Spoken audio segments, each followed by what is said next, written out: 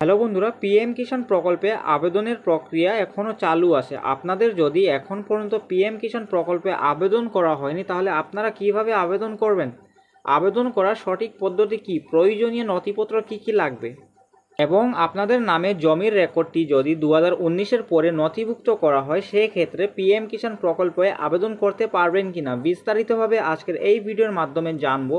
আপনারা অবশ্যই ভিডিওটি স্কিপ না করে প্রথম থেকে শেষ পর্যন্ত দেখবেন এবং আপনারা যদি আমার এই চ্যানেলে নতুন হন তাহলে অবশ্যই চ্যানেলটিকে সাবস্ক্রাইব করে পাশে থাকা বেল আইকনটিকে অল করে রাখতে ভুলবেন না।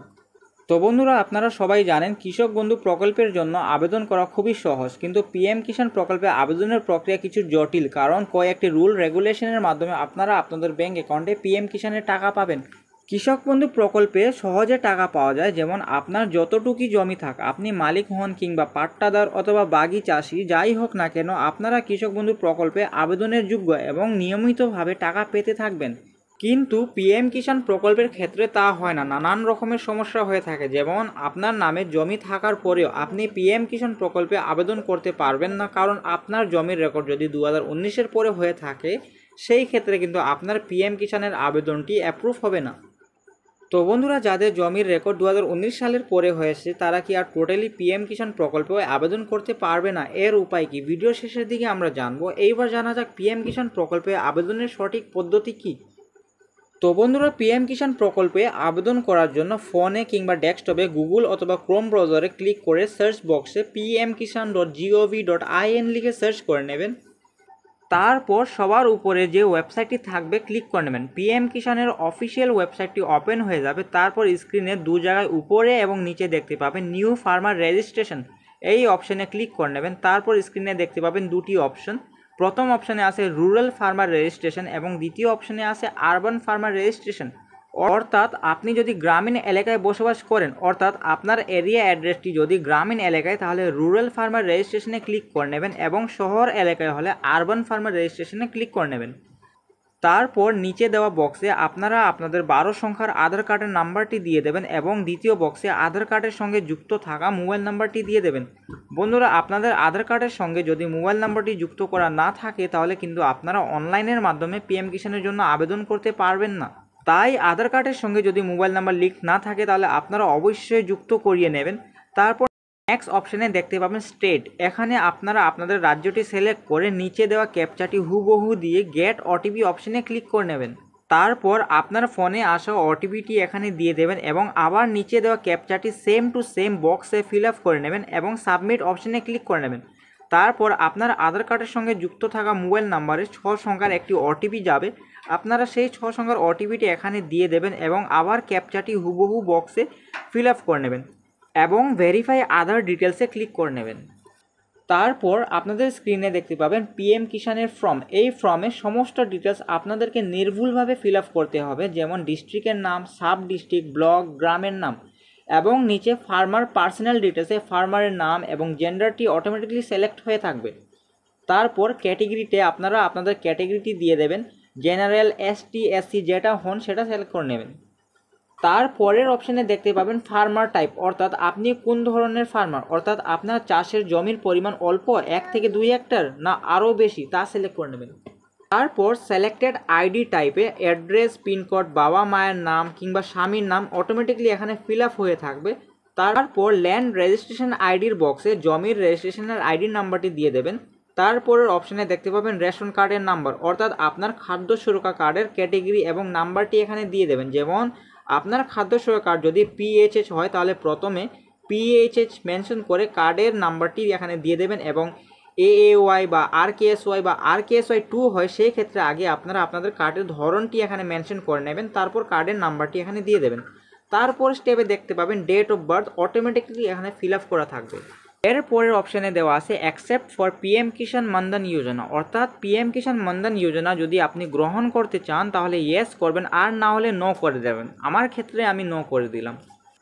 তারপরে স্টেপে দেখতে পাবেন স্ক্রিনে ownership of land holding single না জয়েন্ট, অর্থাৎ জমির মালিকানা একা না জয়েন্ট, যদি একা হন তাহলে সিঙ্গেল বক্সে ক্লিক করে নেবেন, জয়েন্ট হলে জয়েন্ট বক্সটি সিলেক্ট করে নেবেন।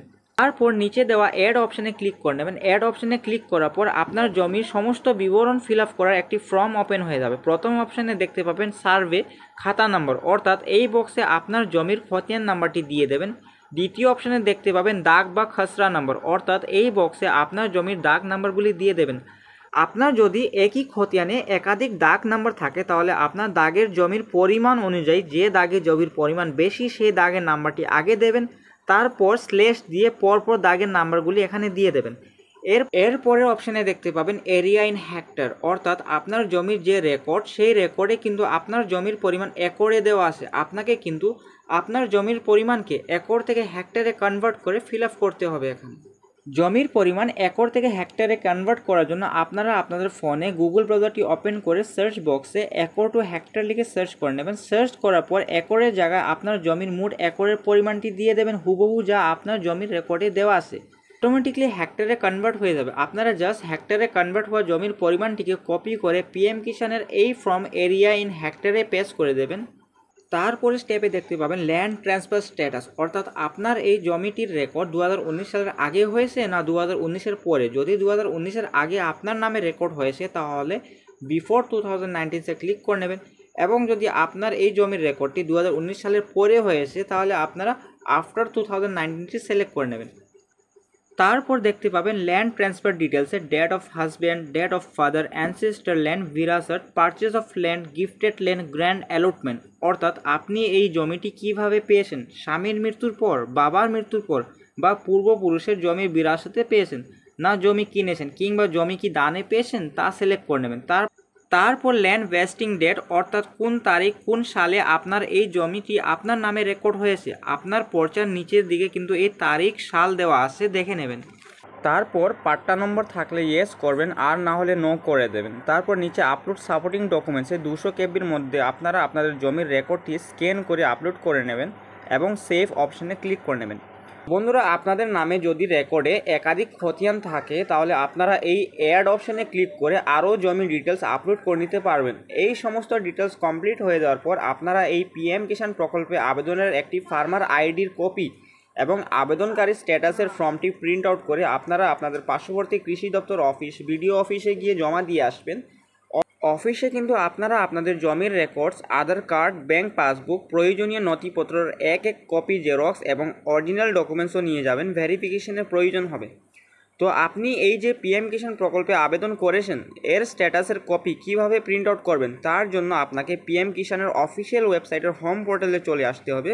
তারপর একটি অপশন দেখতে পাবেন status of self registered farmer, এই অপশনে ক্লিক করে নেবেন। তারপর আপনার আধার কার্ডের 12 সংখ্যার নাম্বারটি এখানে দিয়ে দেবেন এবং পাশে দেওয়া ক্যাপচারটি সেম টু সেম এখানে দিয়ে সার্চ অপশনে ক্লিক করে নেবেন। আপনার স্ক্রিনে এইভাবে আপনার পিএম কিষাণ প্রকল্পে আবেদন করার আপনার বিবরণটি দেখতে পাবেন। আপনারা জাস্ট কিবোর্ডে Ctrl+P অপশনে ক্লিক করে এই স্ট্যাটাসটি আপনারা প্রিন্ট আউট করে নেবেন।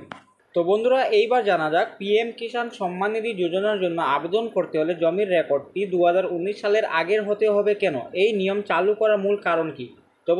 তো বন্ধুরা, এই নিয়মটি প্রয়োগ করার কয়েকটি কারণ আছে, যেমন আসল কৃষকদের সুরক্ষা করা, ফেক আবেদন প্রতিরোধ করা, যোজনার কার্যকারিতা এবং নথিপত্র যাচাই করার সুবিধা। আসল কৃষকদের সুরক্ষা, অর্থাৎ 2019 সালের আগে জমির মালিকানা থাকতে হবে যাতে প্রকৃত কৃষকরা যোজনার সুবিধা পায়। এই নিয়মটির মাধ্যমে যারা আগে থেকেই কৃষি কাজে জড়িত তারাই এই যোজনা পিএম কিষাণের অধিকারী হবে। দ্বিতীয় নম্বরে আছে ফেক আবেদন প্রতিরোধ, অর্থাৎ 2019 সালের পরে জমির মালিকানা হলেও কেউ ইচ্ছাকৃতভাবে জমি কিনে এই যোজনার সুবিধা নেওয়ার চেষ্টা করতে পারে, তাই এই নিয়মটি ফেক আবেদন এবং জালিয়াতি প্রতিরোধ করে। তৃতীয় নম্বরে হলো যোজনার কার্যকারিতা, অর্থাৎ 2019 সালের আগে জমির রেকর্ড যাচাই করে সরকার প্রকৃত কৃষকদের তালিকা তৈরি করেছে। নতুন জমির রেকর্ড অন্তর্ভুক্ত করলে যোজনার কার্যকারিতাদের ক্ষেত্রে সমস্যা হতে পারে। এবং বন্ধুরা, চতুর্থ কারণ হলো তথ্য যাচাইয়ের সহজতা, অর্থাৎ 2019 সালের আগে জমির রেকর্ড ব্যবহার করলে সরকার সহজে তথ্য যাচাই করতে পারে এবং দ্রুত পিএম কিষাণের সুবিধা প্রদান করতে পারে। তাই এই সমস্ত কারণে পিএম কিষাণ যোজনার আওতায় জমির রেকর্ডটি 2019 সালের আগে থাকা বাধ্যতামূলক করা হয়েছে, যাতে প্রকৃত কৃষকরা সঠিকভাবে এই যোজনার সুবিধা পায় এবং যোজনার কার্যকারিতার ক্ষেত্রে সহজ হয় জমির রেকর্ডটি যাচাই করা। তো বন্ধুরা, আজকের এই ভিডিওটি যদি আপনাদের উপকারে আসে তাহলে অবশ্যই চ্যানেলটিকে সাবস্ক্রাইব করে পাশে থাকা বেল আইকনটিকে অল করে রাখতে ভুলবেন না। ধন্যবাদ।